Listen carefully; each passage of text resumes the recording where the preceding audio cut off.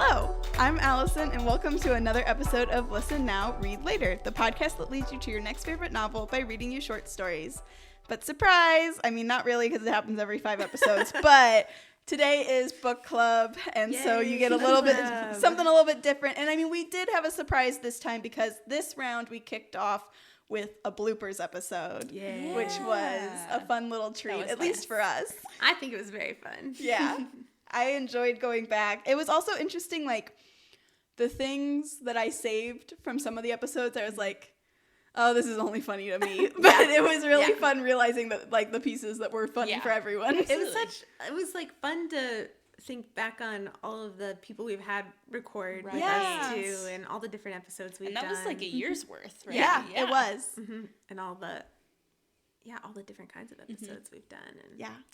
Well, and that was the thing is, so this, it was on episode 26 that we hit a year.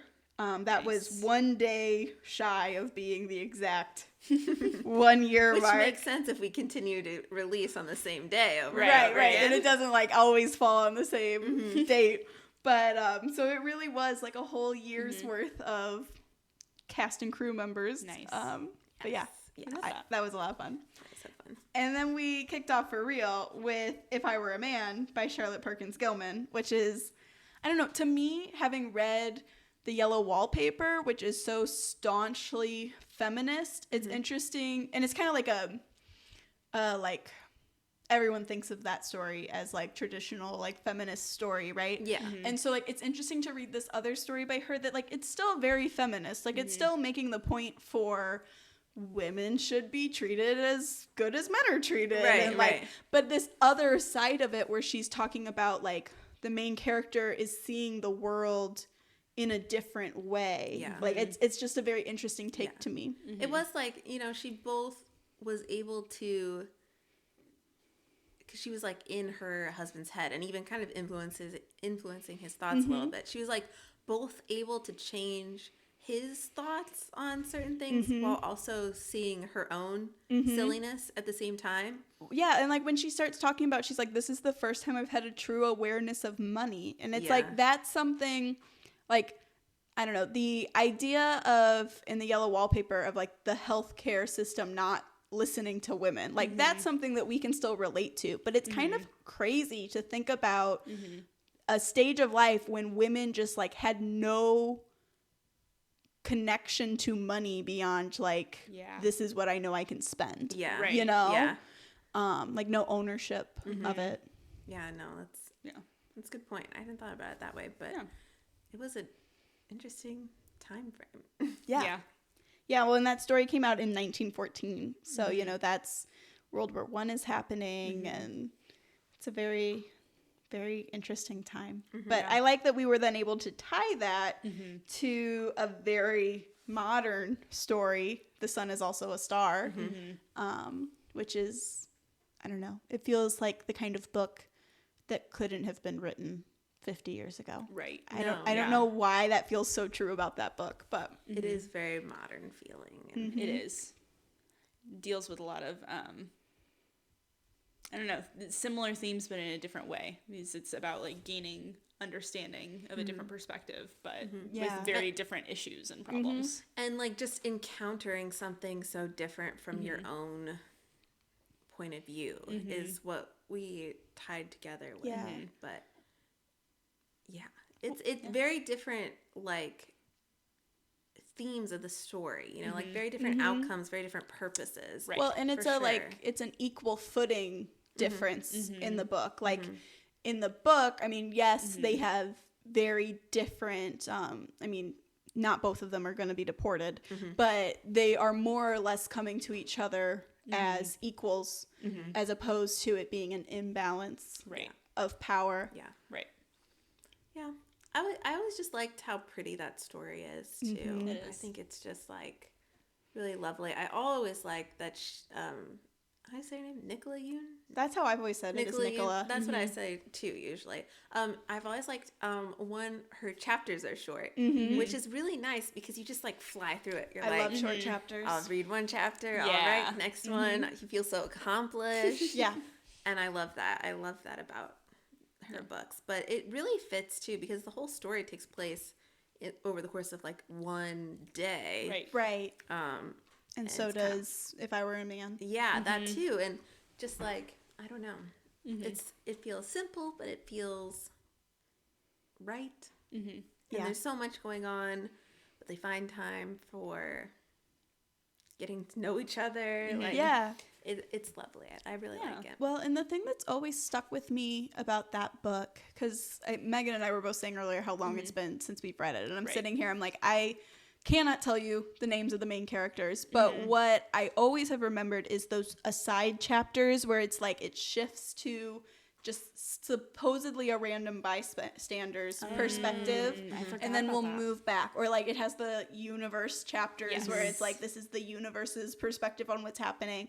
And I just remember finding that so fascinating, because I definitely am someone who, like, I enjoy thinking about different perspectives on things. I enjoy trying to figure out like what causes someone to do what they did and all that stuff. And it was like, that was a book where, like, I remember specifically they're going through like security or something at one point. That's literally just what I thought about. Yeah, that's the one that I always remember, is like the lady who's helping them through, you know, we switch to her head for a moment and you find out what she brought to that encounter. And I just like, I've never seen another book do that, where the character doesn't stick around. We never see her again. It's just we get this moment of she's having a heck of a day too. It's not just our main characters, you know? You know who does do that? Oh, no. Oh, I was just going to say, it just kind of reinforces, I feel like, what the author's trying to...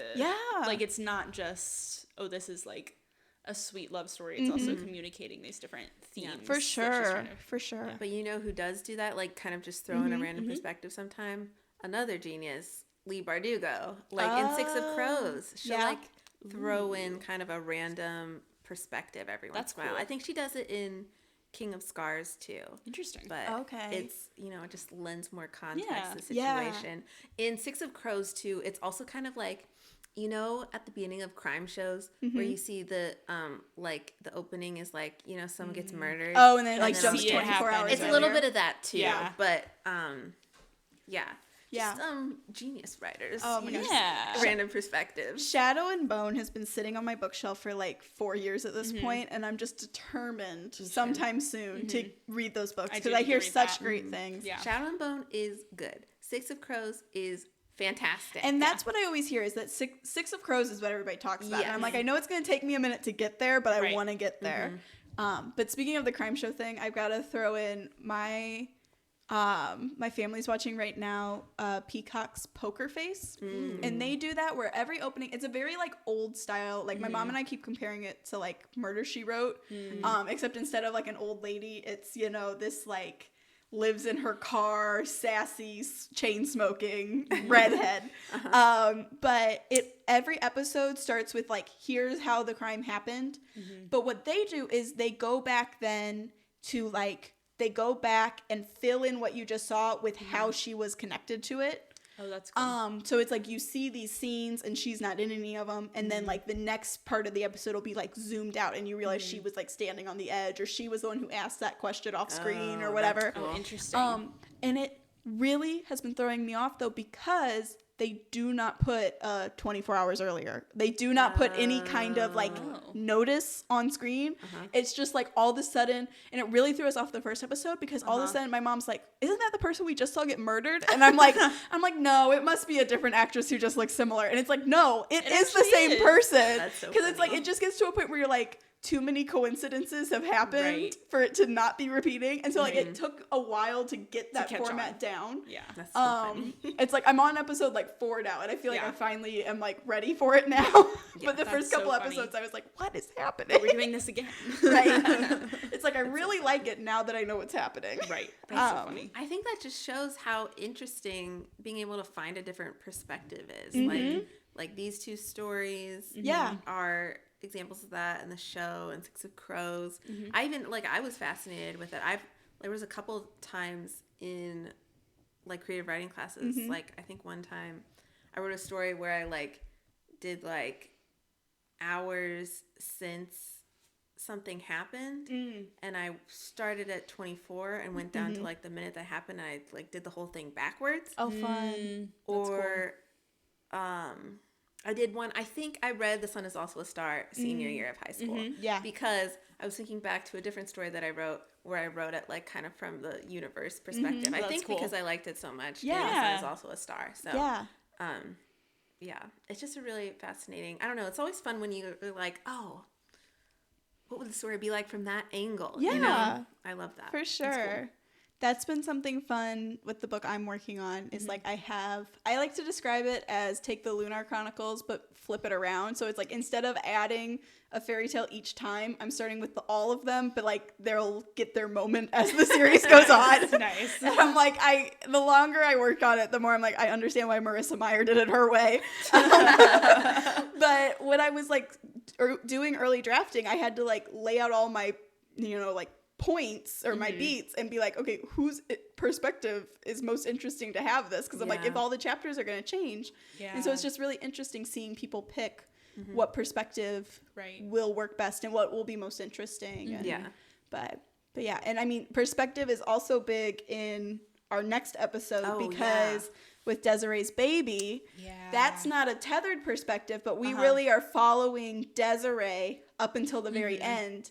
And you can't have that twist if you end with Desiree. No. Right. She doesn't know. She doesn't know. That's the twist. I know.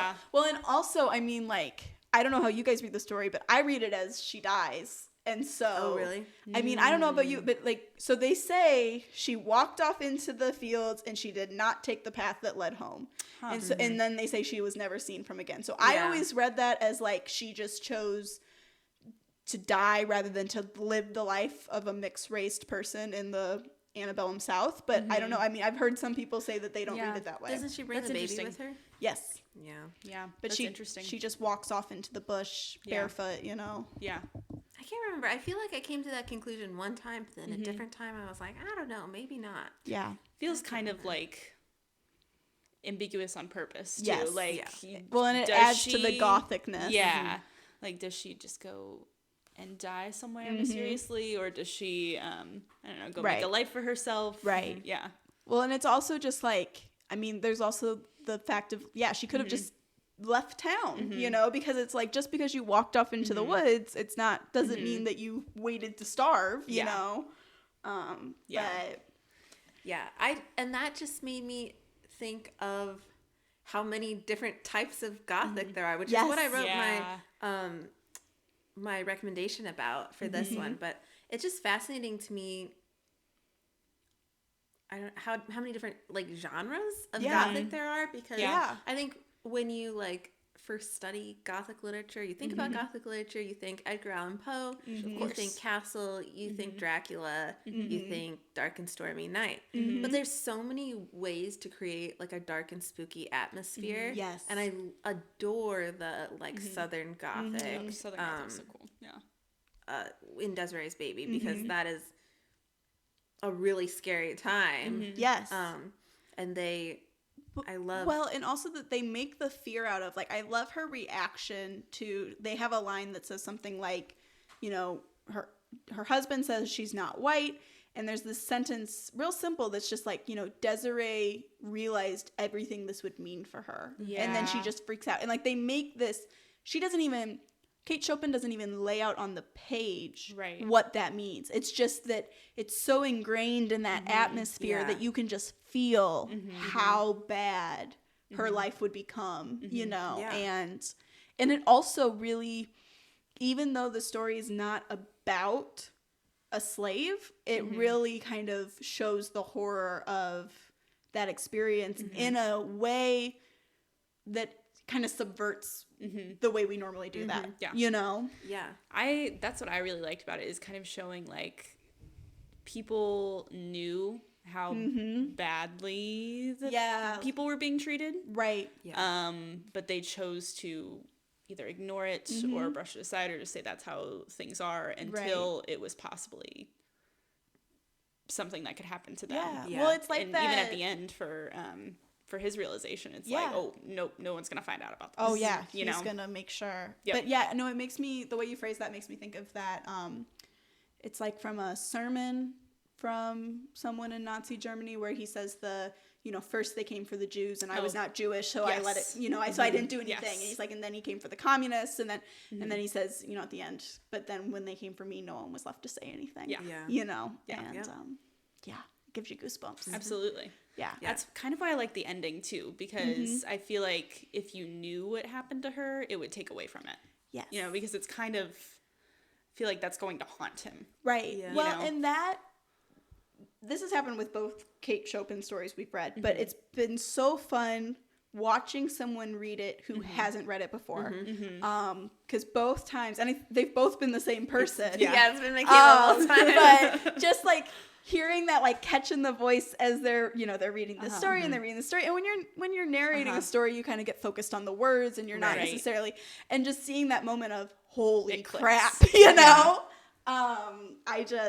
I love seeing someone have that experience. Yeah. It's really cool. And so when I got to recommend then Everything I Never Told You. Such a good book. It was like, I think because Allison, you recommended this one. I read it in grad school. It was recommended. And originally, like, it definitely deals with a lot of questions of race, for sure, because of their mixed race family. Yes. And this is now, instead of the 1800s, it's 1970.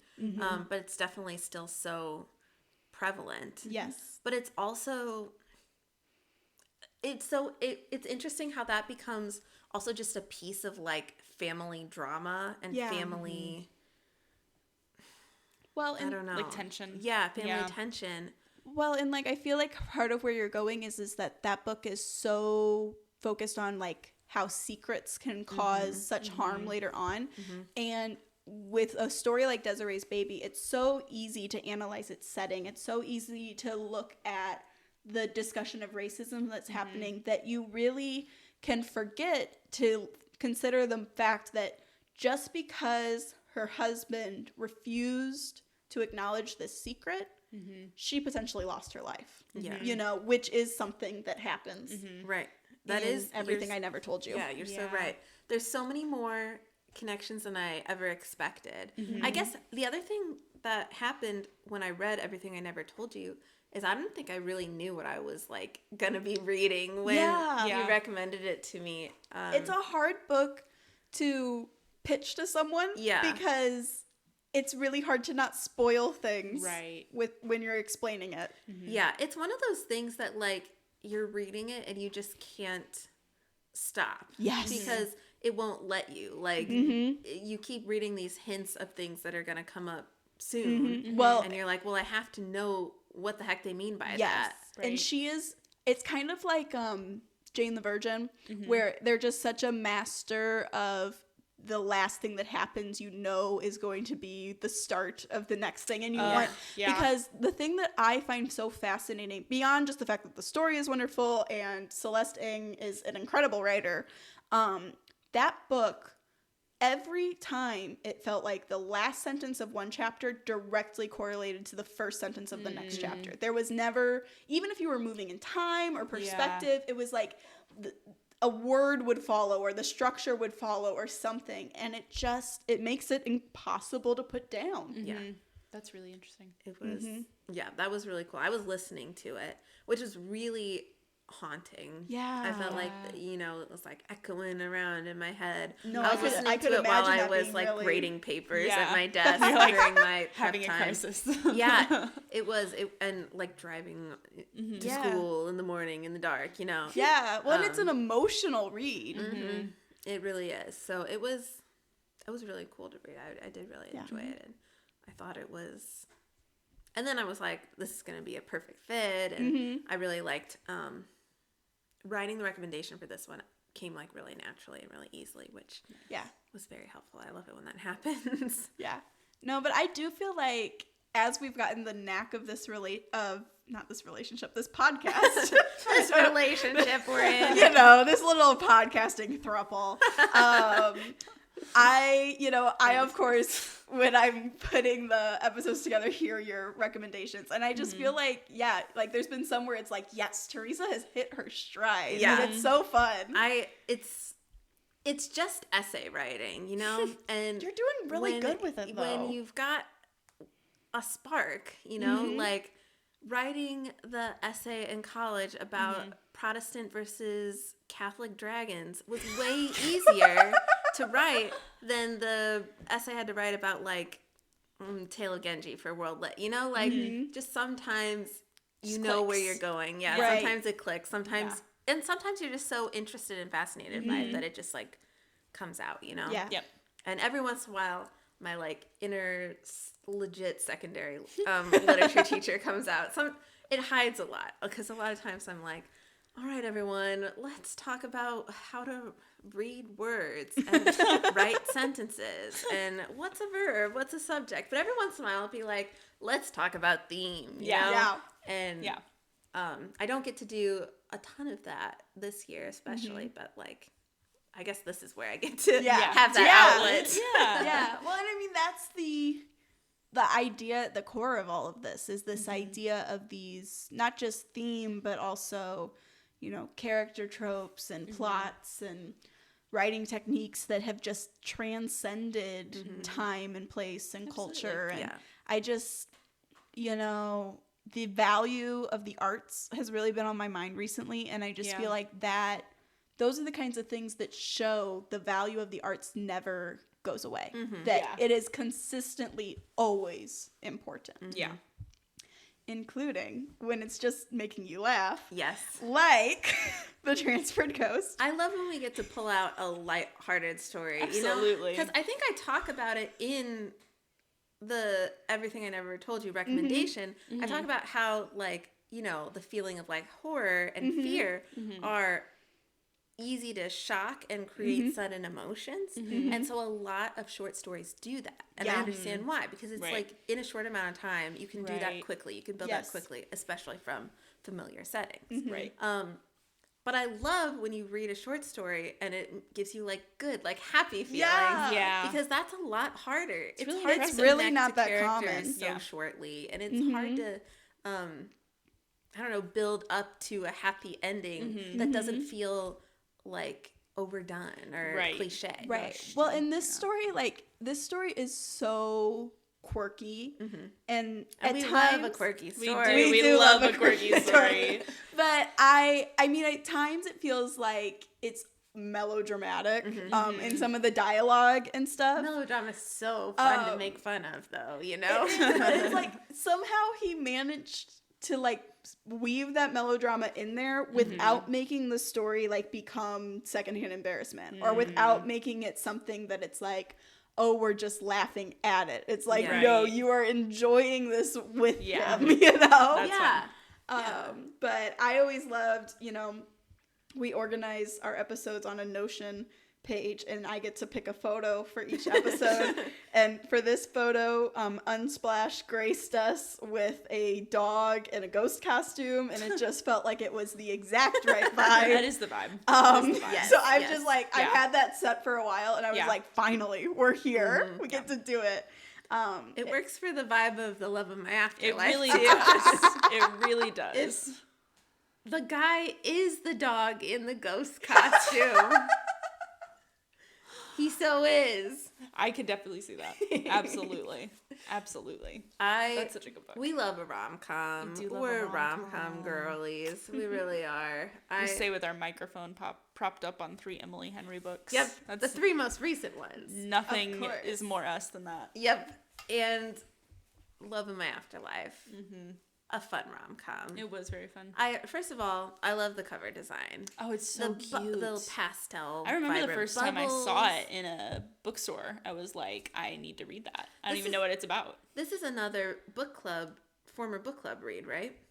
I think so, because I was reading it. What's your book Yeah. Episode 10. Yes. Wait.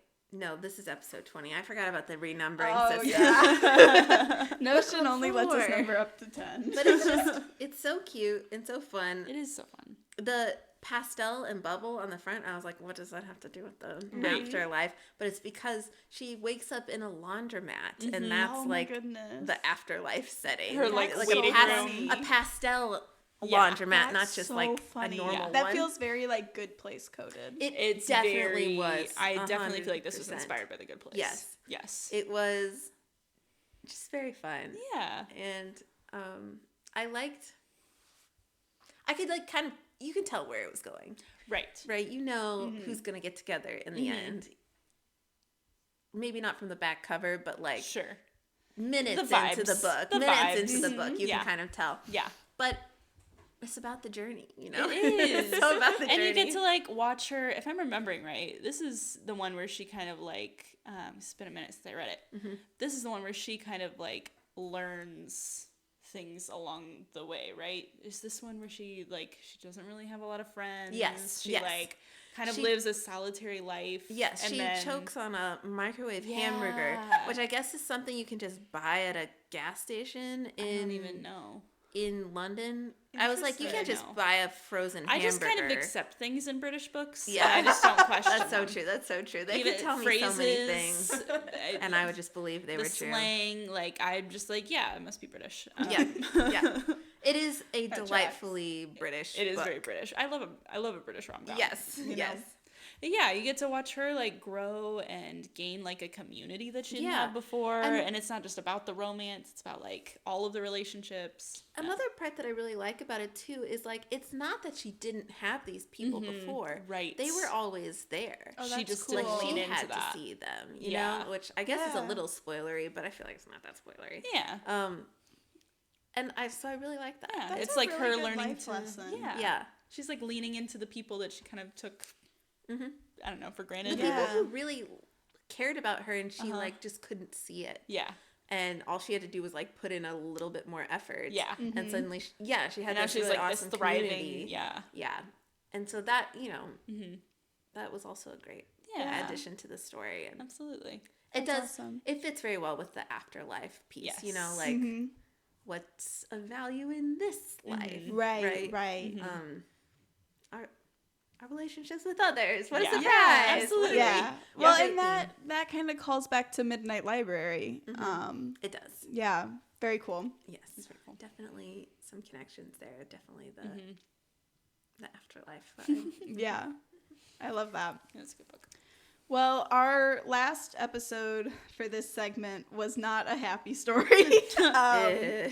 It, you know, and I think it's a perspective that I personally have not read a lot about, so I think it was cool to see it represented. But so in The Child Downstairs, we have Renee and her husband, you know, struggling to get pregnant, going through, we don't see like a ton of direct moments of IVF, but it's implied that this is something they've been trying. And I don't know, to me, the most interesting line in the story is she really early on has a line that goes, I've decided that in every marriage there comes a time where there's either a baby or there's an affair. And it goes, and it's like, Renee was hoping for the first, but the universe seemed to be conspiring to give her the latter, you know? And it's just, and it's a really like, even though it's a heavy topic and, you know, she goes through a lot of pain in the story, the voice is still very engaging and very like, the sections of the story go back and forth between first person and her pretending to tell the story like it's about someone else. And I just find that such an interesting device. Talking about perspective. Right. Absolutely. Because like in the start of the second section, she's like, I'm going to tell you a story about a woman.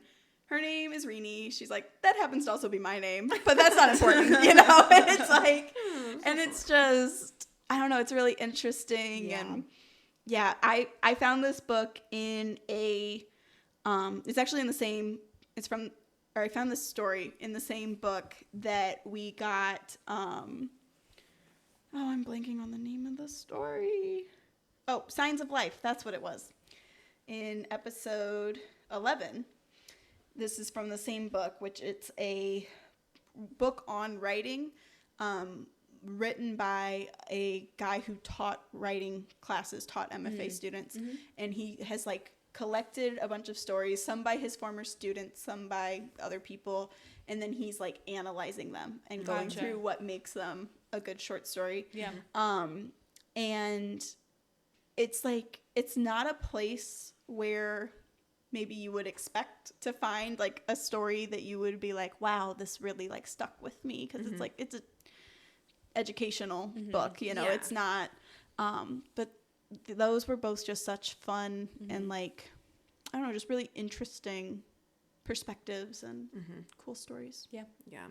And with that, then I got to recommend The Wedding People, which is a book I read pretty recently, and that's like all over. It might have been like a Reese's Book Club one or something. I remember seeing it a lot. Yeah. But when I read it, first of all, I like read it and I was like, this is like Emily Henry if it was like 30% less romance. Yes. You know? That's what I've heard people say. It 100% is. Yeah. But what made me connected to this story was, and we come back to this a lot because we are women, but it's like the things that women can control in this case. Yeah. Like having these plans in the child downstairs, it's about like trying to have a baby. For The Wedding People, the main character, she runs into this wedding, and she had just come to this hotel to kill herself. Oh, wow.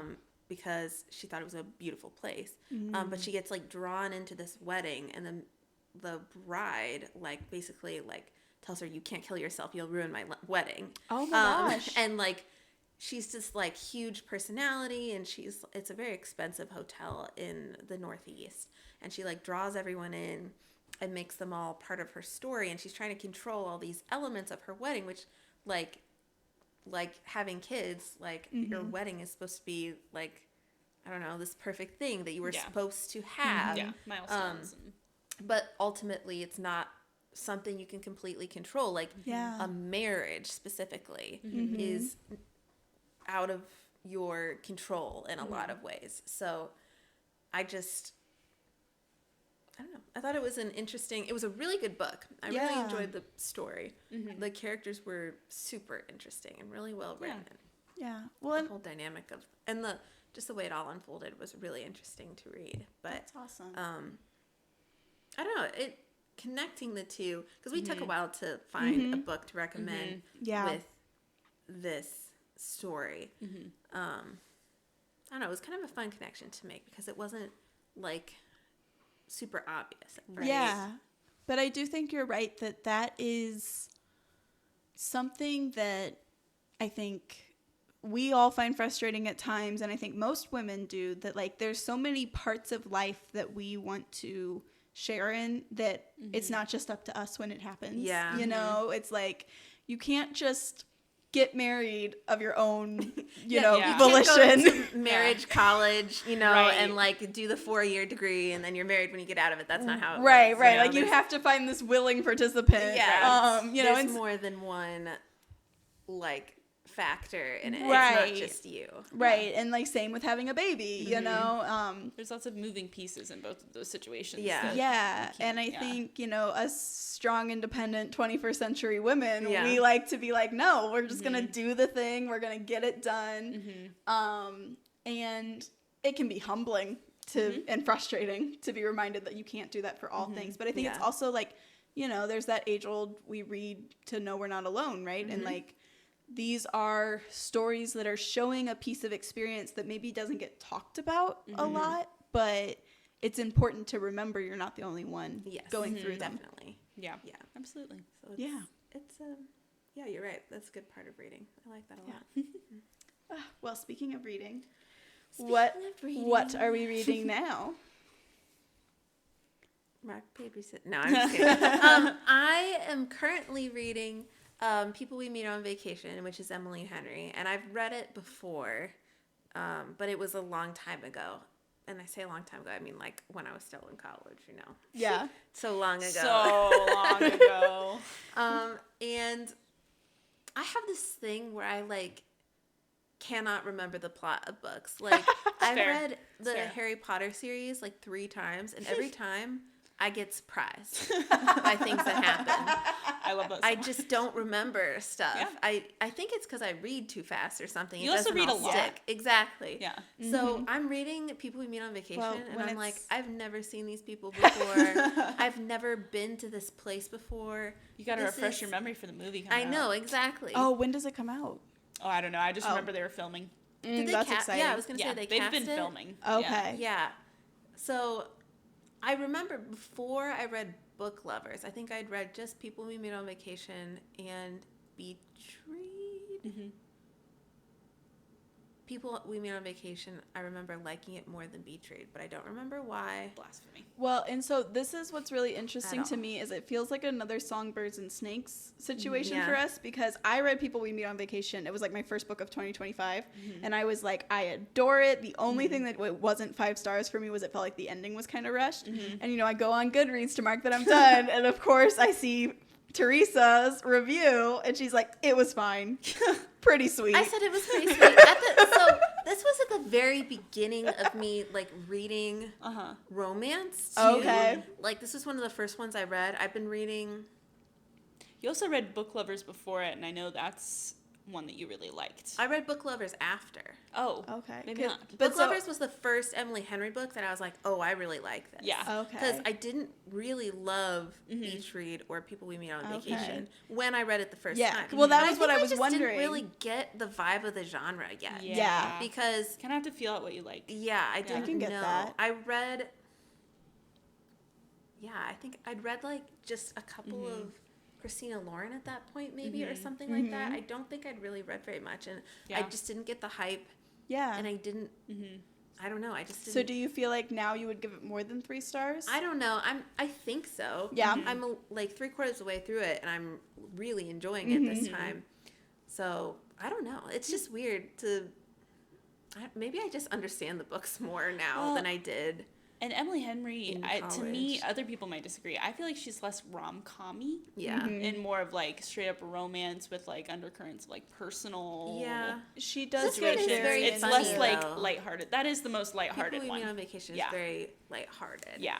And I do like that. So I'm just like, I guess the mystery right now is like, why didn't I like it the first time? I guess I'm trying to figure that out as I go through. And it's not that even that I don't think that I didn't like it. I think I just didn't feel like it was very memorable when I read it. Yeah. And so I was That's surprised by that interesting. because you tend to like some friends to lovers I do. plots. Yeah, That's very much like I a friends do to love lovers. friends to lovers. Yeah. Well, I don't know Try not about you. to What pretend. was your take on Happy Place? I liked Happy Place a lot. Because I was going to say, to me, like, I really liked Happy Place and I really liked People We Meet on Vacation, and they felt structurally very similar. Like, that I back could see and that. forth. Yeah. Oh, yeah. And I feel Yeah. like both of those, I really liked that form of tension where it was like, we're getting the tension from, we want to figure out why they're in the situation they're in. Yeah. Right. They As have an opposed existing to relationship. Maybe I funny got story annoyed that by was just like a straight, like, Yeah. chronological, here's what's Meeting happening, and- you yeah. know?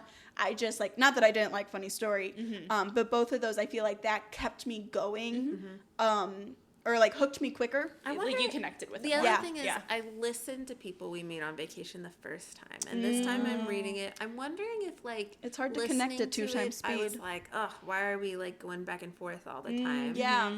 Maybe. That's hard to do in your head as It opposed to on the is. page. Yeah, I feel like I don't always have a problem with that. I don't know. I think I have been thinking recently. I was definitely still reading almost exclusively YA when I was a senior in college. Yeah, I that makes a think difference. I've transitioned a little bit. I was thinking recently how sometimes I'll read YA now and be like, these children. Yeah. These children, Yeah. what are they Yeah. doing? You know? Or it's like weird to like read about these children Like high schoolers. doing very adult things in some You're ways like, what now.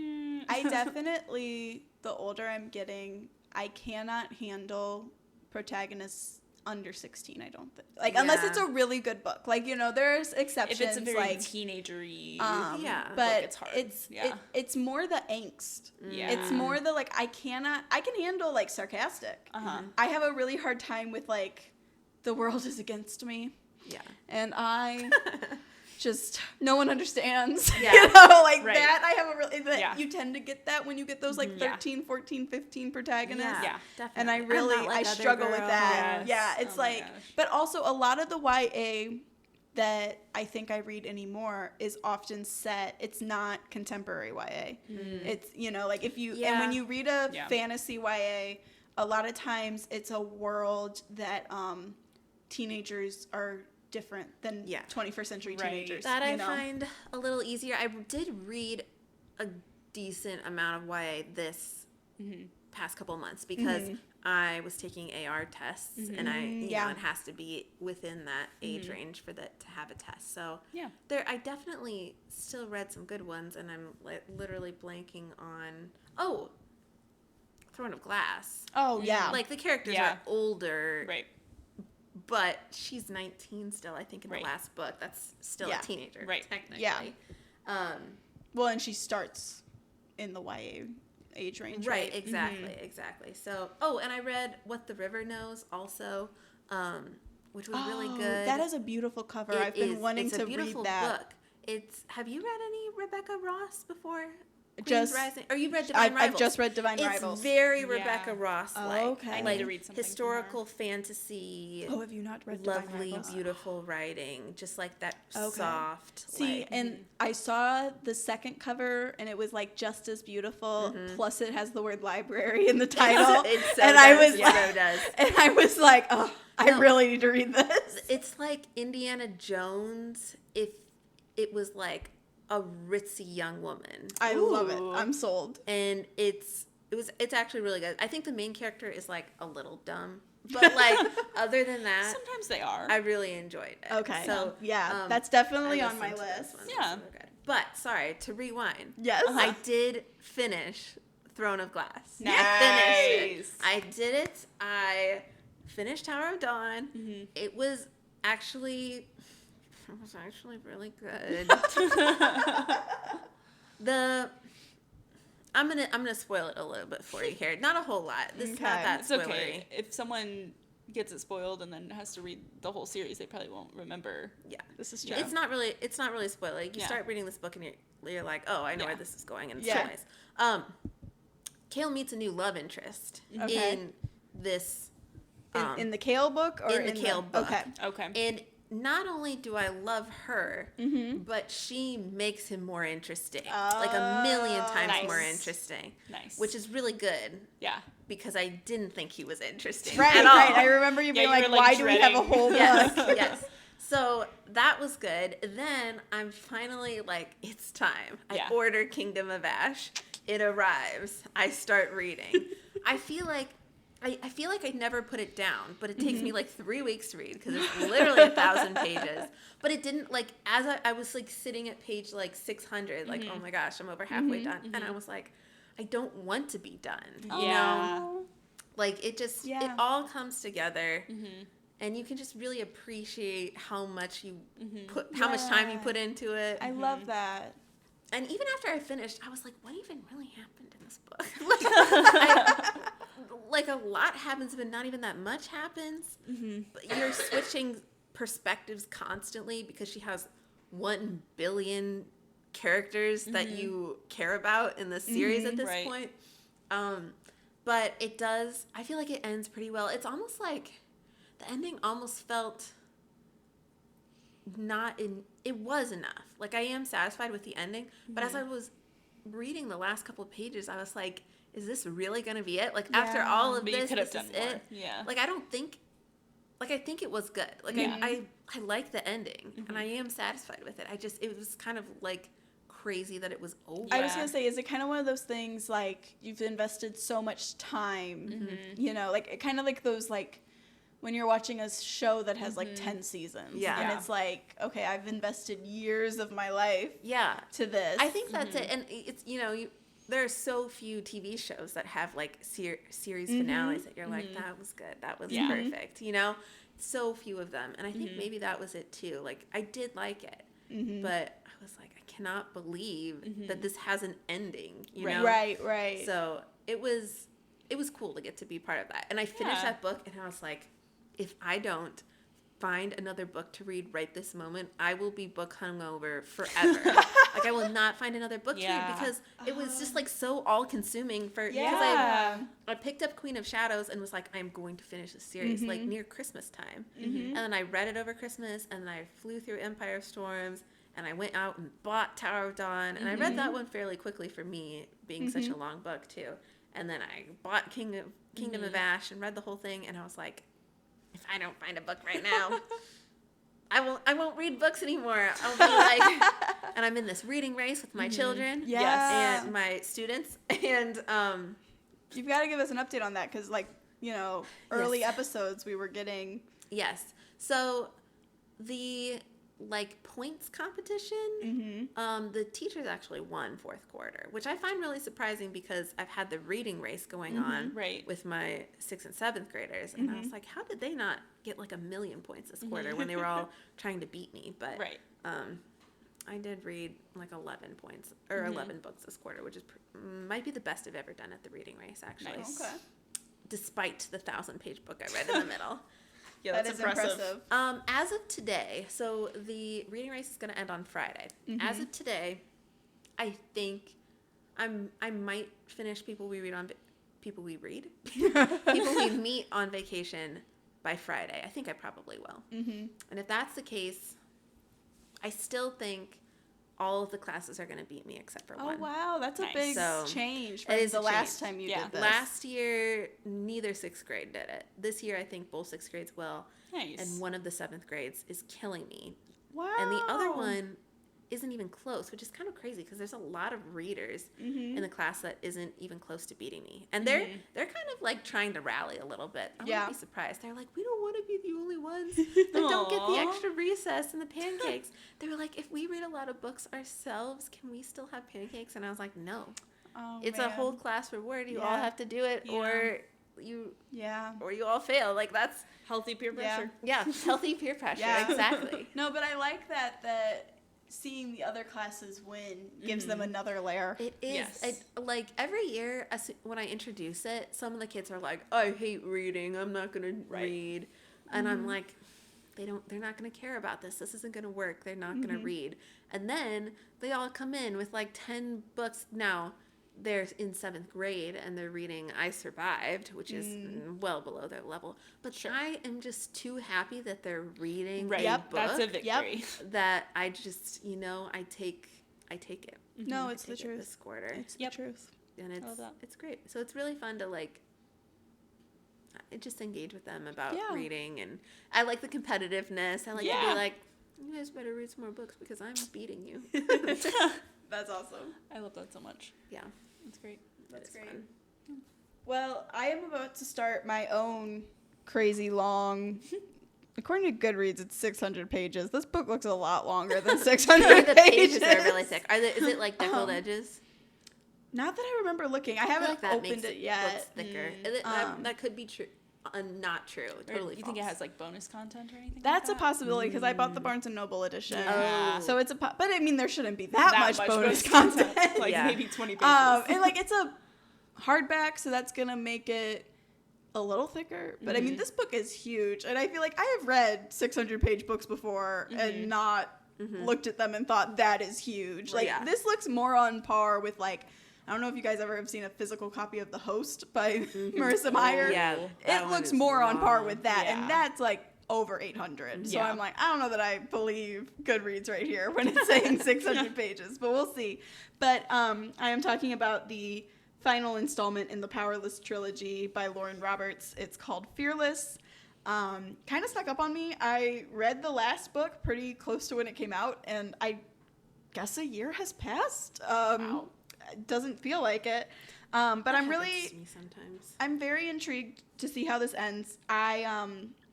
The second book ends in a surprising way, but in a way that it feels like I was kind of like, is she gonna wrap this up in one book? So I'll be really curious to see how that goes, and cool. We've got I don't want to call it a love triangle because I feel like she is very firmly having the feels for one of the two people. It's like a Twilight love triangle. Well, it's more like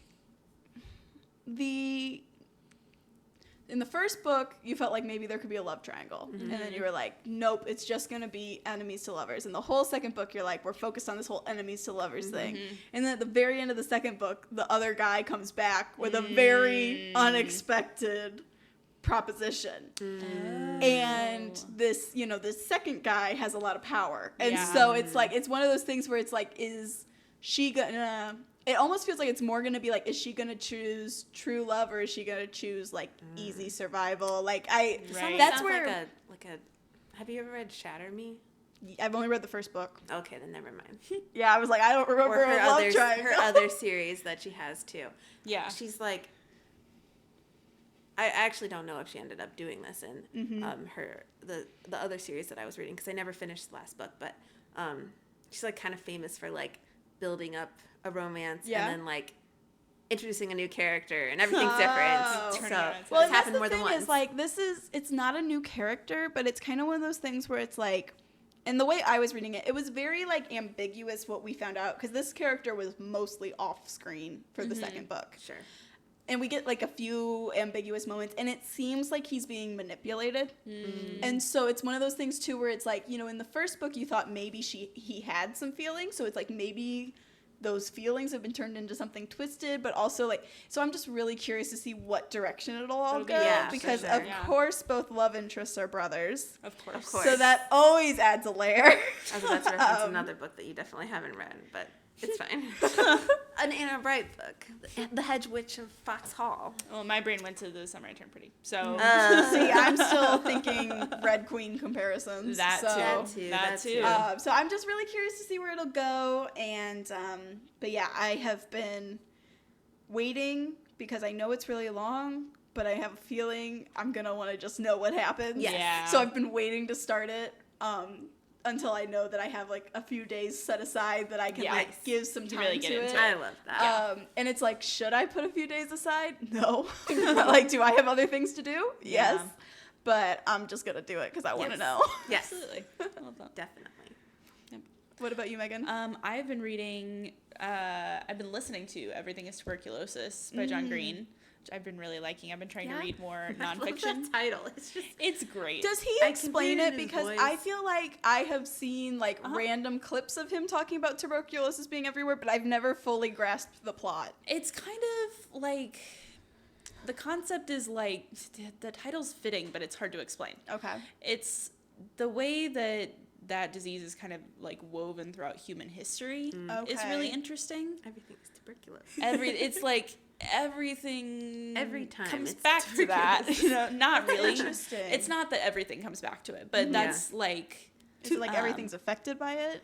Or lots of things are? Lots of things. And there's things that, this isn't the whole book, but he talks about like some historic events that have interesting ties to it.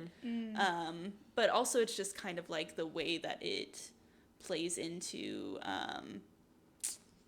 I don't know. It's one of those things that it doesn't really affect us in the Western world anymore. Well, that's the thing is like I've had to get, because I've worked with kids, I've had to get TB tests. And every time I go do that, I'm like, this doesn't even seem like a disease. Like that you've ever heard anyone right. have. Like, I mean, it feels like, I mean, like before the last few years, it feels like it would be like measles or something. Like it you know, I know that's different now, but it just like, or like smallpox or something, you know, it feels like, why are you testing me for this? It's something that we've basically eradicated in the Western world, but in other parts of the world and places where medical care is a lot more complicated, there's a lot more poverty, it's way different. That's where a lot of his writing comes from, his experience. He visited Sierra Leone and met like tuberculosis patients. Okay. And for some of them, it's like kind of a death sentence, even though there's a cure and there's ways to help them. That's it so doesn't. sad. There's just all these different factors that play into it. It's not always money. Sometimes it's like beliefs about like, okay, this means they're cursed. This means, you know, we shouldn't use medicine. We need to like pray it away. But I really loved, he did also go into some of the scientific parts of it, which that's a little over my head. So I'm not a medical person at all. I get it. But I really loved the historical things that he talked about. Yeah. I didn't realize, because I wouldn't call myself like a history buff. I know enough. I didn't realize tuberculosis is what they used to call consumption.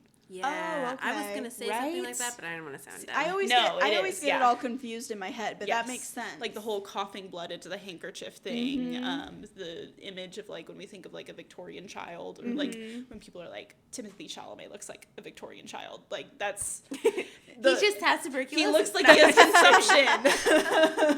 Gotcha. You know, the like pale, gaunt. Yeah. And it's really interesting.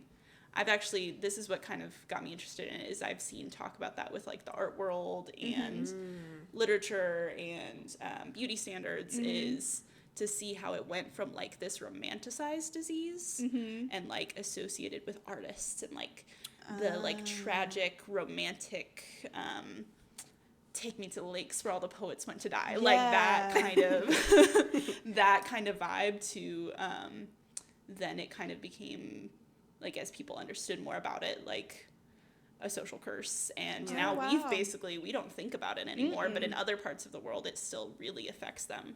So it kind of went from this almost like a status symbol, and it could also affect everyone, to it's really relegated to not part of our culture anymore. That's interesting. And I mean, I just finished his book of essays, The Anthropocene Reviewed. I need to read that too. It's so good. It took me a really long time to read it, because it's like, when you're reading an anthology, there's no drive to keep going. So it's like, you know, I read half of it and I was like, this is awesome. And then I got distracted. Yeah. And then it was like, oh my gosh, 6 months have passed. I better finish that. And, you know, John Green can make anything interesting, is what I learned through that book. Yeah. You know, but I don't remember he has a couple different essays that relate to diseases, and I don't remember which one it was, but he had a sentence that said something along the lines of like, the worst thing that can happen for a disease in the rest of the world is when we, quote unquote, eradicate it in Western areas that do the advancement and do because there's no motivation. Well, that's the thing, is when we stop thinking of it as something that affects us, we stop finding new ways to cure it. We stop, you know, and so he was like, there's a lot of diseases that we think of as gone, that in other parts of the world, that means it doesn't get treated, or it doesn't get help, or it doesn't, you know. Yeah, absolutely. Did I make this up, or is tuberculosis something the main character in Turtles All the Way Down thinks about a lot? Did I make that up? I don't remember. I associate tuberculosis with John Green. Yeah. Beyond that book, because I don't think I'd heard of that book before you mentioned it. It could be, especially if he like went on this trip and that was like one of. I don't remember that, but that doesn't mean anything. Like thought spirals or something. I never read that book. It's very possible. I know that he's been talking about tuberculosis for a while. I've just never taken the time to understand why. Yeah. And maybe I just made that up. Maybe it was just like a video of his I was watching one time and was like, he's got a lot to say about tuberculosis. Yeah. Well, and that's what I remember thinking is like, you know, I saw like a reel or something and he was talking about tuberculosis and I'm like, what are you doing? And then like I moved on with my life, you know. But I you know, he had said a while ago at this point, I don't know how long it was, but he had posted something about how he might not write YA again, that he might be done. And I remember being really sad, but I really did not expect the pivot to be into nonfiction. You know, like a big thing in the publishing world right now is all these YA authors having their adult debuts. You know, and I just figured, okay, well, we're gonna get adult John Green fiction. You know, but I do think it's really interesting seeing him do that. And all I can say about the Anthropocene Reviewed book is it made me convinced that I need to read more random stuff. Yeah, because he was like going full into the history of like the ginkgo tree or like, you know, like vaccination or all like just really diverse topics where he'd be like, here, like he had an essay that told you the history of how Dr. Pepper became a thing, you know, and it's like, I don't just like, apparently I don't just Google enough, you know, like I just need to know more. I love learning things that I wouldn't learn in my like daily life that don't relate to what I do. Yeah. I feel like I was trying to explain to my parents who John Green was, because I was like, oh, I'm reading this book about tuberculosis, and they're like, why? I'm like, well, it's John Green, and they're like, who's John Green? I'm like, The Fault in Our Stars. They're like, why is he writing about that? I was like, okay, but you don't understand that he's also like, I didn't know how to describe him. Like, he's a smart guy, Like, he likes to research things, and he knows, and Crash Course, you guys don't know about Crash Course videos, when you know? watch Crash Course, when you watch Vlogbrothers, it makes sense. You get it. You get his vibe. Explaining it to anyone else. But you can also tell, like, I'm listening to this audiobook, which is really, that reminds me of Crash Course a lot, to listen to him talk about these things. I actually really like listening to it and listening to his voice. But, I don't know, you can also tell where he comes from writing-wise because of the heart behind it. It's not just, like, purely informational. It's, like, working in his personal experience with specifically this kid, Henry, in Sierra Leone, who's a tuberculosis patient. Name? It is. Is it? Yeah. Oh, I feel like he did mention that at the beginning, that they bonded over that. He's like, oh, that's my son's name. Well, and I think Henry is named after Hank. Because isn't Hank short for Henry? I should have put that together. That's even better. Yeah. That's really sweet. It is cute. But it's, it's really cool, even as he's going off onto these rabbit trails about, like, the history or the medical or the, like, vaccination being developed or things like that, to come back to Henry and, like, his relationships with, like, his mom, his dad, his friends who he's like, who are also patients that he's friends with. Yeah. So I feel like you can tell, like, you can just see his the heart fiction for people. background. Yeah. Well, and that's what I love about, creative nonfiction. I know you've been reading a lot more of it recently, but I did not really get exposed to that concept until grad school, because creative nonfiction was one of the specialization options in my master's program. And, before that, in my head, memoirs were written by, like, politicians or, celebrities. They were, like, this is because someone had an out-of-the-ordinary life. Right. And now they're sharing what we didn't know already. Or they're already, like, at the end of their life. Right. Like, they're looking retrospect. Back. Yes. Yeah. And it's just, like, it's been really interesting to me to discover this whole world of writing that is just like, hey, I have experiences that might help you think more clearly about your own experiences. Yeah. And it's like, I mean, that's what fiction does, is fiction says, here's a fantasy world, and I'm going to use it to teach you about something that happens in your workplace, you know? But, like, using it by saying, like, we all have experiences that are common to ourselves that it's helpful to know other people go through in just a straightforward way, and not a hidden behind layers of plot devices, but then also writing it in a way that reads in an engaging way, you know? I just think that's such a fun thing, and I've been really excited to see, like, what's behind that door. Absolutely. Yeah. I love that. I feel like it goes back to the perspectives thing we were talking about. Like, broadening outside of our own perspective or our own, like, niche. We all kind of have our own niche. I have to remind myself all the time that I do like books of different genres, like we said, I love rom-com, I love to pick that up, but, like, Educated was one of my favorite books that I read last year, or I finally picked up And Then There Were None. Oh, it's a good one. I always say, I talk to Michaela all the time. Michaela loves murder mysteries, and I just don't.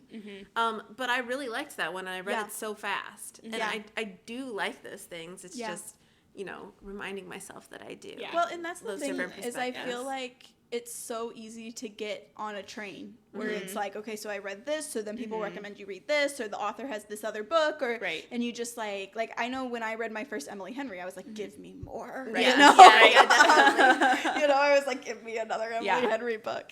Luckily, there were a few options. yes, there have been some good ones. Yes. I'm taking the new one on vacation in a couple weeks. Nice. I'm very excited. I've got it waiting. I love that. That just came in. My hold from the library. Yay. So I read literally the first chapter today. I'm jealous. But yeah, I agree. And I think that was something that I'm trying to hold with me from grad school, was that, like, they really forced us to read, I had to read poetry collections. I had to read memoirs. I had to read books that I would not have picked up, even just in fiction. And I really, like, as hard as it is to do with the limited reading time you have once you're, like, not in school, and I really want to try to keep diversifying what I'm reading, because it is like, every once in a while you read something that you're like, this is not my norm, but this is, like, exactly what I needed right now, With realizing that I might be not done with YA forever or anything, but like moving on from YA a little bit, I have thought a lot about like, okay, like I should just read some just like general fiction. I should find the ones that people love, that people want to talk about. Yes. I should read them for myself, you know? So I've just kind of been looking around for those and like of all different kinds of genres so that I can, I don't know, because I know that I like them, because I know that I've read some that I enjoy. Yeah. So, just broadening my horizons, trying a different place that I've been. Absolutely. I love that. Yeah. Well, and I feel like that's what we've been spending the last year doing, right? That's is we're trying to broaden the horizons for a few people. Read a book where this girl thinks the guy is a bear and the other one thinks he's a boy, you should read it. Absolutely. Right. I think about that book a lot, to be honest. It has a talking blue whale. I think about that book like all the time. I just that's the next podcast, is just demystifying and working through the end of the world is bigger than life. Can spend a whole year. Yes, Absolutely. book club becomes we pick the weirdest book we've ever read and make each other read them, and then we talk about it. Yes, I'm perfect. down. Yes. That's awesome. Well, and we have some more weird and interesting and fun books coming up. I mean, we have so many stories. We have stories coming from, we have another Civil War type era story coming up. We have a like steampunk type story coming up. We have a Russian absurdist story coming up. So it's can't give it the Russians. So, you know, stay tuned, because it's only going up. So it's only going up. That's the only way we know how to go. Onward and upward, baby. Alrighty, Teresa, you gonna lead us out? Absolutely. Thanks for listening to this episode of Listen Now, Read Later. Follow us on Instagram for fun extras and updates on our next episode. And you can support local booksellers and this podcast with our bookshop.org affiliate store. Now it's time for you to go read your many books, and we'll catch you when you listen later.